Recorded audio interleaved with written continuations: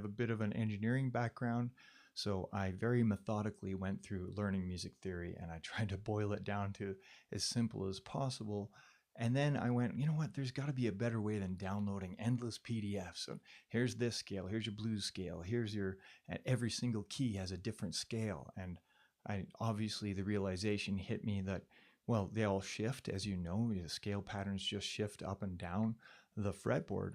But why are we printing off PDFs and bringing paper with us everywhere? And I was playing Battleship with my kids, and I was playing that memory game. I can't remember the name of it, but I was putting pegs in and out, and I thought, man, this would be great if we could somehow do this. So 2 years later, these are my prototypes you see in front of me. I do have a Kickstarter campaign. You can buy the Circle of Fifths dial. That one I've actually done, and it's out for purchase on Amazon in the US. But let me just start telling you about how this works, because if you like guitar and you want to learn more and you want to feel like connected to your instrument, I find that these guys pushing all these things on the internet, a lot of these places are great. Like my favorite thing right now, I'm signed up for Guitar Friend Tim. Absolutely awesome. But you need to be an intermediate. And how do you get to that point? How do you get comfortable with your fretboard? If you're playing cowboy chords and whatnot, then that's a great place to be. But making the leap from there to where you actually can kind of understand the fretboard as you're going along and these things make sense is a big leap. So how do you become more familiar with your guitar? Well, number one, you should learn how it works. And by that, I should probably do a separate video on this, but everybody should know how their guitar is tuned. I know it sounds lame, as you said, oh, yeah, I know how it's tuned. It's EADGBE, right? And then you've got an acronym for that. But no, what I mean is that the guitar is tuned in fourths. So when you're going from the E string to the A string, you could count on your fingers, right? And you actually will get to the A. So E, F, G, A. I've got my fingers, E, F, G, A. It's four away, right? And we go A, B, C, D, that's our next string. D, E, F, G, right? So when you start to understand and learn how the guitar is actually built, then you can really understand much easier, or at least it was for me, how it's played. And it's super important that you know that it's tuned in fourths, yet no one ever told me that. And no one ever told me how important that would be until I started to discover about intervals and intervals, they sound so complex. They're not. If you can count to 7 and you know your alphabet to G, you're good to go. So I'm going to make one quick example about why it's important your guitar is tuned in fourths, and then we're going to zip into building a pentatonic scale on the fretboard escalator. And I'm going to try and make this quick. So if the root of our chord is a 1, I'm going to turn, this is a circle of fifths dial here, and I'm going to turn it so that the C is underneath the 1, okay? So the C is under the 1, and I've put the 1 over the C. The fretboard escalator, you change keys by doing this. I'm just going to quickly show you by moving these blocks back and forth. So I'm going to slide, replace blocks until that 1 gets over the C. Now my fretboard escalator is in the key of C major, C underneath the upper Roman numeral 1. So what that means, and like I said to you before, because the guitar is tuned in fourths, I go 1, 2, 3, 4, right? That 4 is underneath the 1 at all times. C, D, E, F, right? So if I look for my 4 here, which is here, it's an F. So how cool is that? Underneath the 1 is a 4. If you talk intervals, if you talk letters, underneath the 1 is an F. C, D, E, F. F, 4, 1, right? Is it starting to make sense? Like, how cool is it that that's how your guitar works? And if you don't know that, or if it's too much, it's too confusing for you, don't worry about it. Just relax. You'll get there. We'll build the full major scale. I'll do a live on building of this full major scale on the top one another day. But for now, what I'm going to do is I'm going to switch to a zoomed up view. And hopefully it's zoomed up for you now. And what I'm going to do is, what I have here is the pentatonic scale in the key of A minor or the relative key of C major. Now, I've got a red dot for the root note, but here's where I find this falls down. This is awesome because you don't have to now, so here is now the key of A sharp minor. Here's the key of B minor. So you've just saved yourself downloading and searching for stuff on the internet. that it was one of the reasons I built this, because you've got every key, every scale, every single thing can be built on this. Forget your computer. You just do it with physical 3D things. No stupid sliding pieces of plastic garbage that you see on the internet. And you build it. But the real cool thing about this is learning without your guitar. So if you want to learn something on the guitar, you're going to get a piece of paper, and first thing you're going to do, say, okay, I want to start learning my scales so that I can start soloing, or I can start making stuff up or jamming or whatever. These are pegs. You just pull the pegs out and you learn by doing. And you know what? Part of it is that it can get frustrating. You got, if it isn't hard, you're not learning, right? Let's be honest. If it was so easy, and people will show you, oh, you learn this one shape, this one pattern, and you'll never have to think on the guitar again. No, that's not how it works.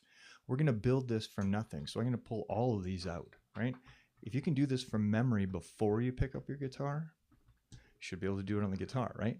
What I'm going to do, we're going to create, so up top, this is the full major scale of C major, or the relative scale of A minor. So this circle of fifths dial shows you that we are in C major. The outside of the circle of fifths dial is the major key, and the inside is the minor key. So much more useful than those stupid posters where you can't see the major or minor key easily. So C major, relative key, A minor. Cool, right? They all share the same notes. Both keys share the same notes. Okay, so what we're going to do is let's build A minor. So what I'm going to do is I'm going to put a root note, a red peg. I'm going to drop that above the A. That sets the tone here. We are going to be in the key of A minor. And you've probably seen this pattern before. You've probably tried to play it on your guitar, and it sounded just like a scale. It sounded horrible, but you had to learn it somehow, right? So instead of learning it before you pick up your guitar, you learned it on your guitar. And the only way to do that was to go do, do, do, do, do, do, do, do, do, do, do. And so, of course, when you went to play your solo, what did you do? Do, do, do, do, do, do, do, do, do, do, do, right? You didn't break it up. So what I'm doing here is I'm learning by doing and without my guitar. So this pattern, I can lock it into my brain. And I don't call these shape 1, 2, 3, 4, 5, because that drives me crazy. There's already intervals. There's already all these other things that you've got to keep in your head for numbers. So I ditched the number system. I call this the bass. This is just the bass. So this is in the key of A minor. And if I were to do this, that would be the key of C major. Don't worry about it if that's too much for you. Do not worry. We're going to stick in A minor.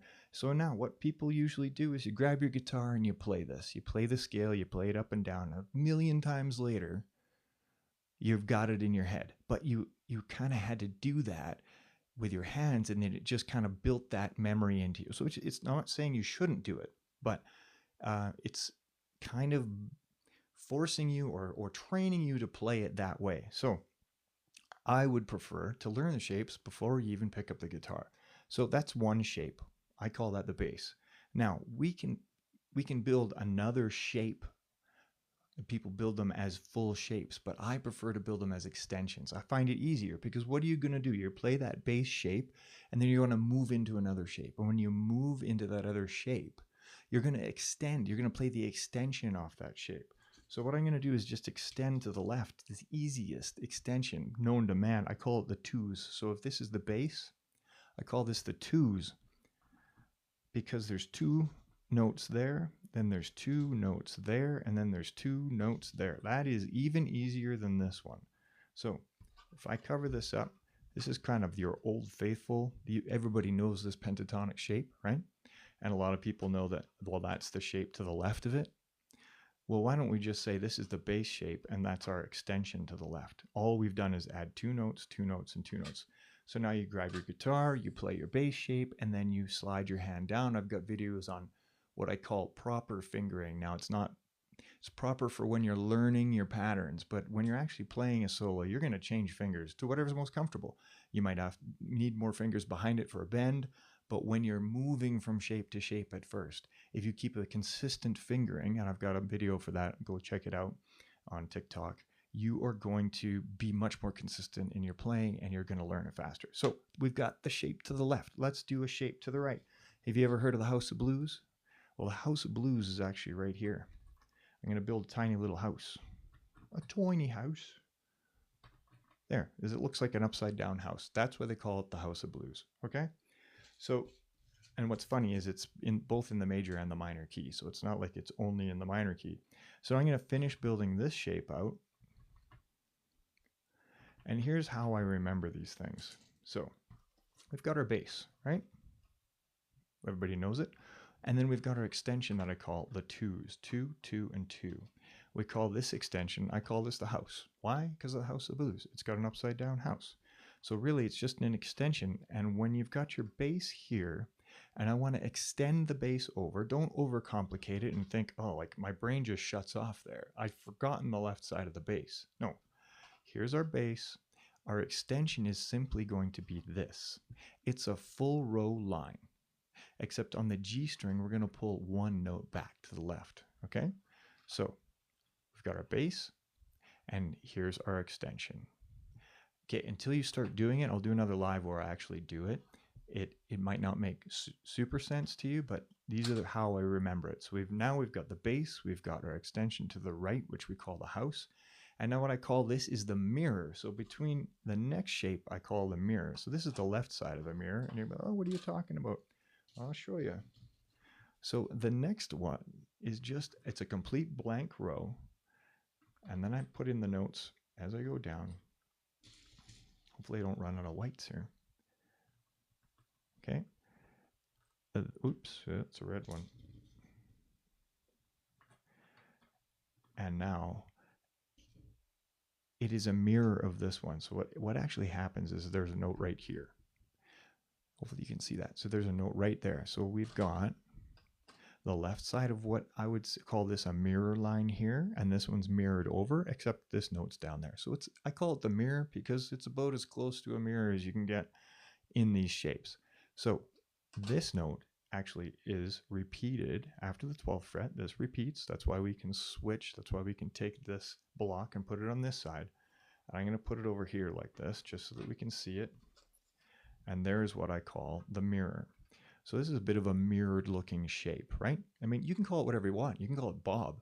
Calling it pentatonic shape 4 or 5 has absolutely no meaning whatsoever other than putting them in order and then confusing the living heck out of you because position 5 is position 1 in major. And it's just, whoa, it's just, for me, I don't bother. This is a shape. This is a shape you can burn into your brain. And it's kind of like a mirror. So I'm going to put this back. We're going to get us back into the key of A minor here. Okay, and now we've just built out the entire pentatonic shape across the entire fretboard with a couple of extensions. So now I could pick up my guitar, I can throw on a backing track, and I can play any of these notes in a diatonic chord progression. What's a diatonic chord progression? You know, it's an easy chord progression. Let's call it that. One where all of the chords that you see here in the key of C major or A minor are going to sound good together. You didn't throw any curveballs in there, let's call it. So these pentatonic notes, you can play them. You would just pick this up, put it on your amp or whatever you want to do, wherever you want it so you can see it. It's three-dimensional and you can play. Now, you want to take it a step further. What's most important about this pentatonic scale?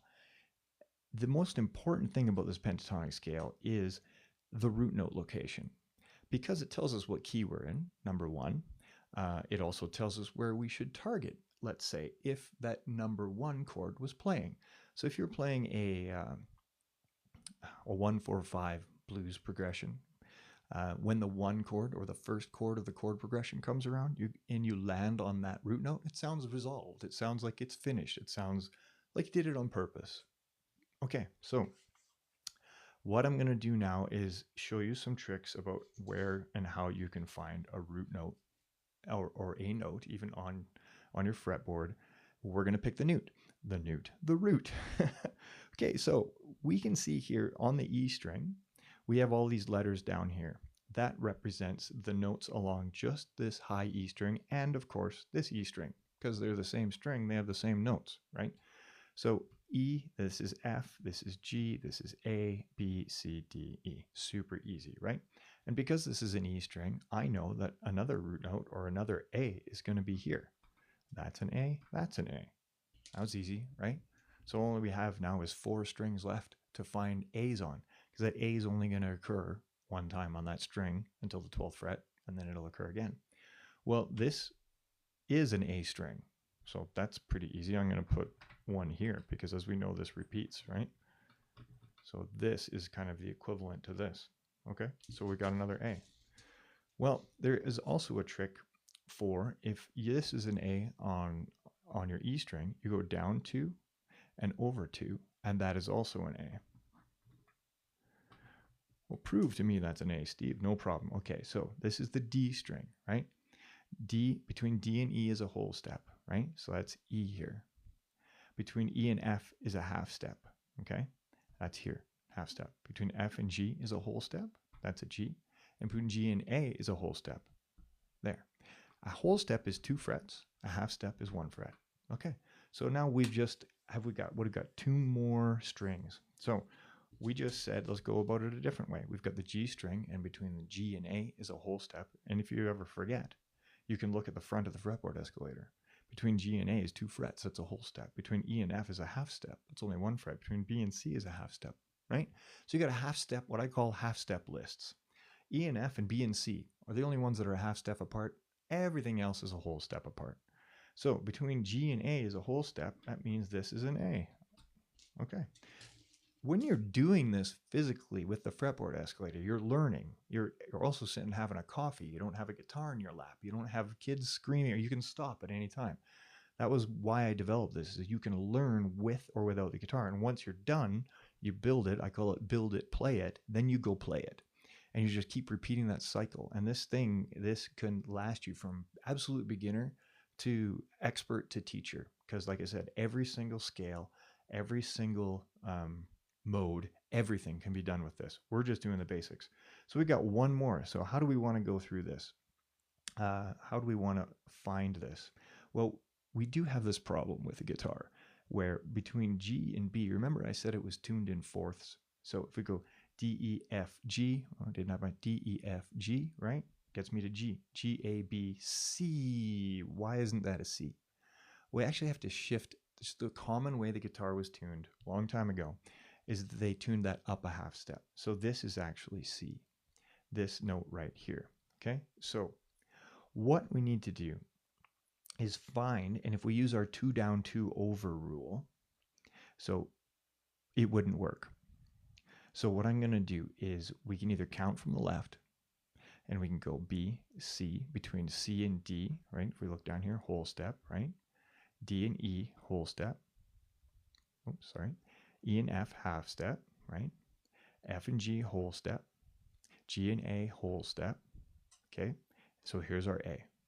Okay, I'm going to swap that one out.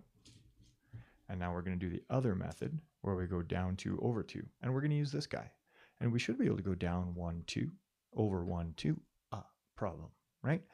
We have to shift it to the right, just like because we had to shift this guy 1 to the right. This whole set of strings shifts down to the right. So we have 1, 2, 3, 4, 5, 6 root notes found on our fretboard escalator. No guitars. And now let's grab your guitar and you could play this scale. Focus on these 1 notes when the 1 chord comes around. Your chord tone targeting. Congratulations. So did you know you could build all of that in just a few minutes of watching me? Right before that, and it starts to demystify that the intimidation of the entire fretboard. Look what you can do, right? And of course, like I said, you can change keys. So let's change this to the key of B minor. So all I gotta do is move this down until that red root note. So now we're in the key of B minor. So when you find a jam track that's in B minor, boom, you're ready to go.